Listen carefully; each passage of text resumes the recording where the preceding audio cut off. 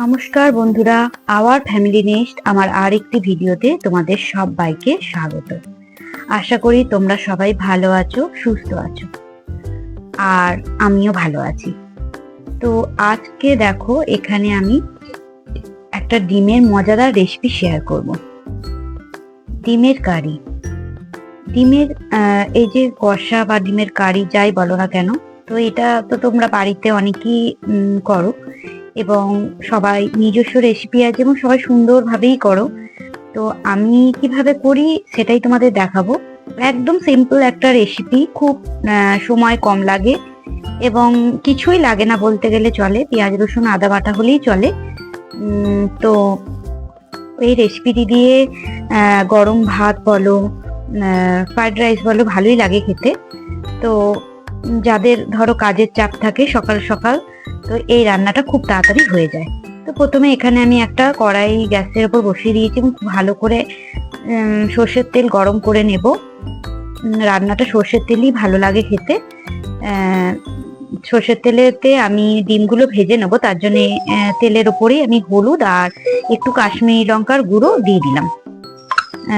ডিমগুলো আমি লবণ দিয়ে সেদ্ধ করে নিয়েছি, দিয়ে ভালো করে খোসা ছাড়িয়ে নিয়েছি। 4টের মতো আমি ডিম নিয়েছি। ওই ডিমগুলো আমি এবার তেলেতে ছেড়ে দেব, দিয়ে হালকা সোনালি করে ভেজে নেব। এইভাবে ভাজলে ডিমগুলো বেশ কালারও আসে, দেখতেও ভালো লাগে, খেতেও ভালো লাগে।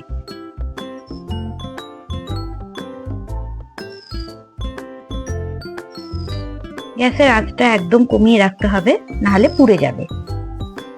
এইভাবে 2-3 মিনিট নাড়াচাড়া করলেই ডিমগুলো কিন্তু সোনালি করে ভাজা হয়ে যাবে। রান্নাটা একদমই সিম্পল, সময় খুবই কম লাগে। তো যে সর্ষের তেল আছে ওইটাতেই হয়ে যাবে। তো ওই তেলের মধ্যে আমি এখানে একটা বড় পেঁয়াজকে ডুমো ডুমো করে কেটে নিয়েছি, একটু রসুন কুচি দিয়েছি, আর একটা ক্যাপসিকামের হাফ অংশ আমি এরকম ডুমো ডুমো করে কেটে নিয়েছি। তো এটা আমি তেলেতে হালকা নাড়াচাড়া করে নেব।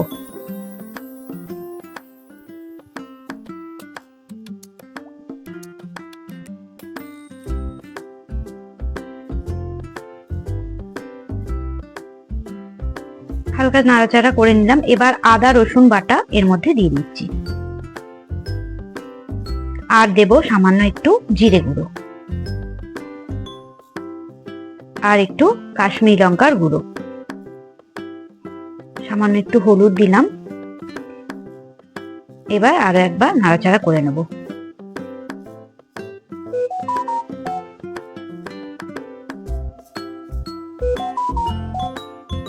সামান্য একটু জল দিয়ে দিচ্ছি, দিয়ে একটু সামান্য কষিয়ে নেবো। জল না দিলে মশলাটা পুড়ে যেত, তার জন্য সামান্য একটুখানি জল দিয়ে আরেকটু কষিয়ে নিচ্ছি। এবার আমি একটা গোটা টমেটোকে বেটে রেখেছিলাম মিক্সিতে, সেই টমেটো বাটাটাও দিয়ে দিলাম। টমেটো বাটাটা দিয়ে আরো কিছুক্ষণ নাড়াচাড়া করবো, টমেটোর যে একটা কাঁচা গন্ধ সেটা যেন না থাকে।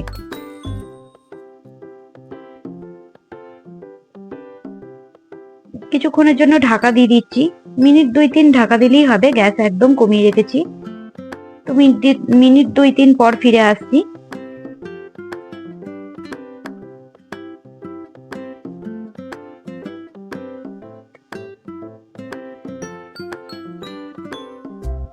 এবার স্বাদ মতো লবণ দিয়ে দিলাম, আর দেব একটু সামান্য হাফ চামচ পরিমাণ চিনি। টেস্টের ব্যালেন্সের জন্য চিনিটা একটু দেয়া ভালো। এবার ডিমগুলো আমি দিয়ে দেব। গ্যাসের আঁচটা বাড়িয়ে রেখেছি এই মুহূর্তে। তো যেটুকু জল আছে একটু কমে আসবে, মশলাটা একটু তেল ছেড়ে আসবে। ওপর থেকে ছড়িয়ে দিলাম ধনে পাতা কুচো, ওপর থেকে ছড়িয়ে দিলাম। রেডি হয়ে গেছে আমার ডিম কষা। গরম ভাতের সঙ্গে জাস্ট ফাটাফাটি লাগে খেতে। তো বন্ধুরা, তোমাদের কেমন লাগলো অবশ্যই জানিও। তোমাদের বন্ধুদের সাথে শেয়ার করো, লাইক করো এবং কমেন্ট করে জানিও তোমাদের কেমন লাগলো।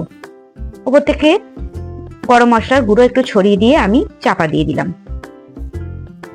দিয়ে রেস্ট করতে দেব। স্ট্যান্ডিং টাইমে 2 মিনিট রেখেছিলাম, তারপরে সার্ভ করে নিচ্ছি।